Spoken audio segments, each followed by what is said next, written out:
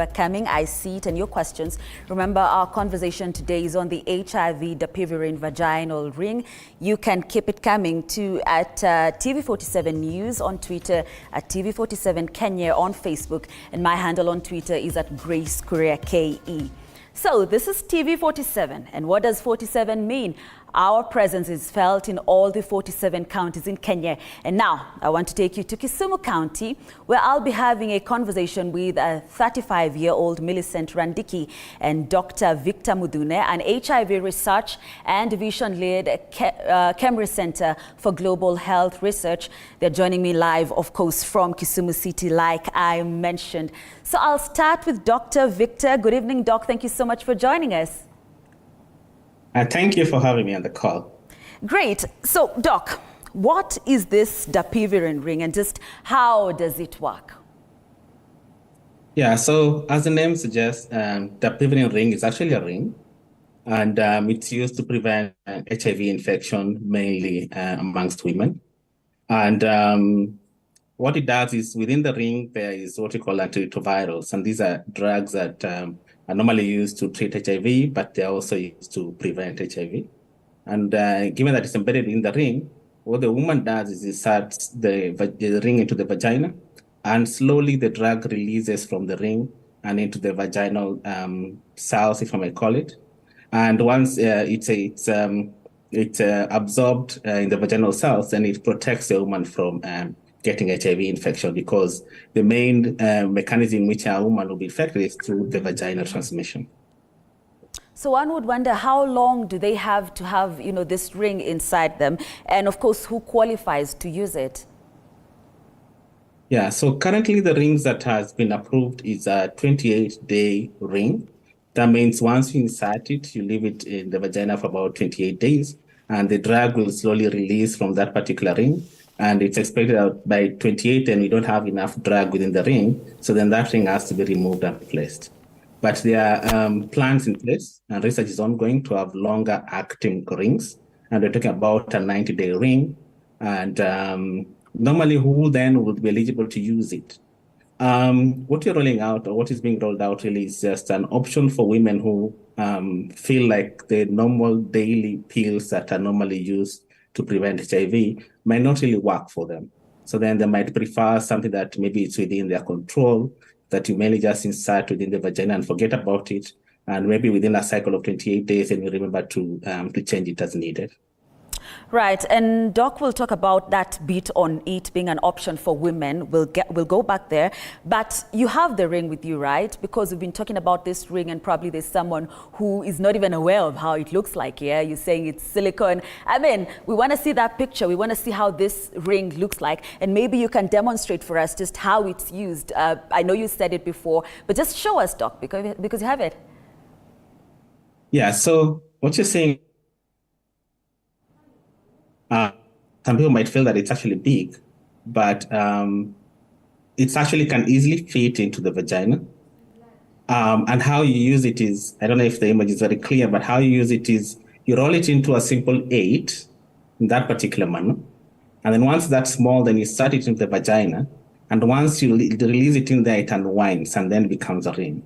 So the exact position where it sits in the vagina is right outside the cervix. And once it sits there, then essentially you'll continue the normal activities, and you won't mind that the ring is actually sitting in there. You know, Doc, a reaction that I just got now, live from studio from a colleague. She's asking, haiwezi toka? Yeah, so as we're conducting our research, we had cases where, and again, this is a very rare cases. And again, it depends on the anatomy of the woman. In some cases, some women cannot hold the ring in place. In which case, then you'll find that the ring either comes out of the specific location, or sometimes actually sort of tries to fall out.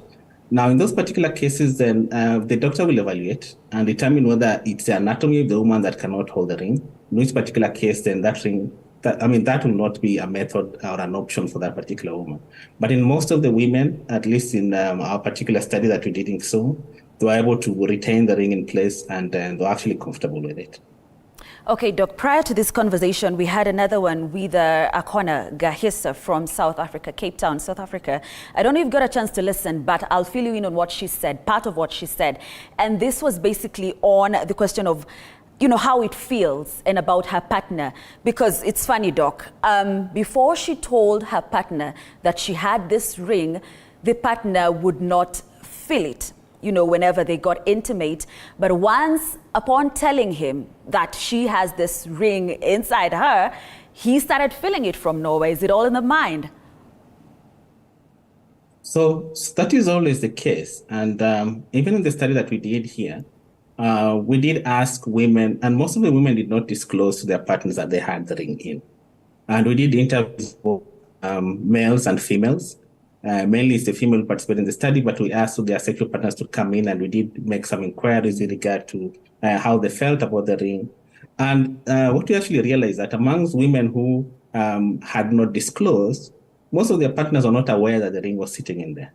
And it's a funny scenario because I might tell you, for example, I can give you an analogy. If I tell you to dip your hand into a pot that I tell you has mice in it, and then when you dip your hand and remove, then I will ask you, did you feel the mice? Chances are that you'll say, yes, I felt something. But again, in reality, if I tell you there was nothing in there, then you'll be surprised. So I think in cases where the men have been told that the ring is sitting in place, in their mind, they will feel like they're feeling it. Now, it's hard to tell whether they're actually feeling it or not. But in most of the cases, it has been reported that the ring is not being felt, but we cannot rule out the possibility that some men can actually feel it. All right, Doc, let's get personal. As a man, what would you prefer? You know, if for instance, your partner is using this ring, do you want them to disclose that they're using it or not? Or basically, would you want men to be more involved in this conversation because this is a form of preventing HIV, Doc? Yeah, so as we roll out HIV intervention and any other intervention that affect a family unit, for example, the main objective really is to sort of try and engage all stakeholders, if I might call them. And stakeholders are not just the people who use the product, but the people who support the users of that particular product. So in this particular case, the spouses might need to be involved to some extent. But again, we need to be very well aware of the fact that the idea really sometimes is to empower women. So it really depends on the context. Maybe sometimes a woman might feel that for me to be empowered, I cannot disclose, because if I disclose, then I might end up into issues with regard to protecting myself. So in that particular context, then you allow the woman to do what is good for herself. But more often than not, we sort of preach that engage all stakeholders, make sure that you're on board, try and make sure they understand the importance of this, and they're actually supporting it. All right, so let's go back to the point you made earlier on this being an option for women, and talk about the vulnerability of women when it comes to HIV and why this is a game changer. You could take us through the numbers, the statistics we have of cases of HIV, particularly among women. Yeah, so maybe the simple number that I can share is how many cases of HIV do we have within the country that can be attributed to gender. And our prevalence right now is about 4.9. And we'll see that amongst women, it's actually way higher. It's about 6.6. Now, when you look at it in terms of 100, and by prevalence, I mean cases people. So for example, the whole population, we have about 4.9 HIV cases per 100 people. When you look at women, we have about 6.6 cases per 100 people. Now, the case is actually half when you're talking about men. Men about 3.1, 3.2 per 100 men. So then we're seeing a gender disparity here in terms of HIV infection, and women are more prone. And when I talk about women, again, there's specific focus with regard to adolescent and young women, mainly because when their social cultural issues that come into play. And as a woman, again, it's the anatomy that plays a disadvantage part, whereby they actually are receptacles. So then they can easily get infected as soon as the HIV virus is deposited. Right. Okay, Dr. Victor, just stay with me because I'm told we need to take another very short commercial break. We'll be back in a few. Stay with us.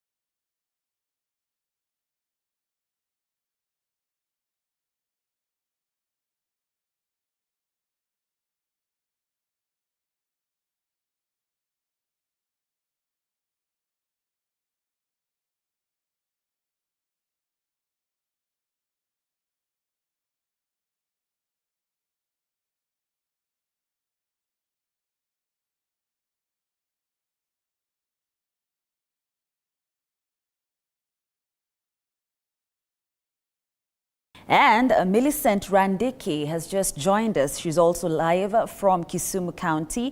She is a participant of these rings, the trials. So Millicent, we're actually running out of time, but in a nutshell, just share your experience with the ring with us. Okay, I'm Millicent Randiki from Kisumu. My experience with the Nova ring was good. I had a lot of experience about it. I felt good about it, and it was so nice using it. All right. Were you scared? What were your thoughts or feelings when you first started taking part in these trials? I mean, a lot of people would be afraid of taking part in a trial for a new thing. So what was your reaction, or what was your feeling like when you started using it? Okay, I was not scared at the first place, but I really wanted to use it so that I can experience how it felt, how it was, how to use it, and how to go about it. Okay, Millicent. One more question. The feelings, because this appears to be a pertinent question. I mean, was it comfortable? Because a lot of people would probably want to use this ring, but they just saw how big it is and are wondering, how comfortable it is inside you. I was very comfortable using it, and somebody using a female condom can use it easily. So I felt okay using it. There was no problem with it. I didn't face any challenges, but I was fine using it. Okay, Millicent. Let's now have Dr. Victor on board once again. And Doc, let's talk about Kenya and where we are with the rollout of this Dapivirine vaginal ring. Some countries in Africa have rolled it out already. Zimbabwe, South Africa approved its use last year, 2022. So where are we at as a country? Yeah, so I think as a country, we've done pretty well. Last time I checked, we do have the ring approved by the Kenya Pharmacy and Poisons Board. So what that means, then it can actually be used out in the public. Now, I think the challenge right now is probably with the Ministry of Health to try and figure out how best to roll out this. I'm sure the discussion at our own with regard to where does the funding come from, how does it get integrated into the current HIV cases. There are some evaluation projects that are actually planned to start soon. And I think early this month, we saw Dr. Moth announcing that the ring is coming in, but it's coming in the context of an evaluation project or a study, if I may call it. And it's called the Catalyst Study. So what the Catalyst Study is trying to do is trying to see if they can empower women and improve the idea of choice to women. And it's actually looking at how feasible it is to do that, how acceptable it is to those particular women, and whether it's actually cost-effective to integrate the rings into the current care. So the women who participate in that will be given the available options for what we call pre-exposure prophylaxis, which is the oral tablets, or the option to use the ring, or the option to use the injectable formulation. So I think from there, then to really inform the Ministry of Health with regard to what is the next step for them, right. What will be the most successful way in which to roll out this so that they're able to reach the target population in a manner that the target population actually accept it. Right. Dr. Victor, I'm told we are out of time, completely out of time. I need to get your parting shot, even as you respond to this question from one of our viewers, King of Condoms. He's asking, can someone use a condom while still using the ring? As you give us your parting shot, Doc. Yeah, so the idea behind the combined prevention is the ring mainly will protect the woman. As a man, then if he needs to protect themselves, then yes, I would recommend that they put on a condom to protect themselves. So then I would say use both if you can, because they are protecting different individuals depending on who needs to be protected. But the bottom line here is we do have a toolbox. From this toolbox, we have different options that are in there. We normally preach the ABC, the standard ABC that we've always talked about. On top of that, we have the biomedical interventions where we talk about the condoms, the oral tablets. Now we have the ring. Soon we'll have the injectable. All those things is essentially to give people the power to decide what really works for them. So if the ring works better for you, please take the ring. as a man, if the condom works better for you, then please just go to your prefer. Thank you. Right, and King of Condoms says thank you for responding to his question. Thank you so much, Dr. Victor Mudune, an HIV Research and Division Lead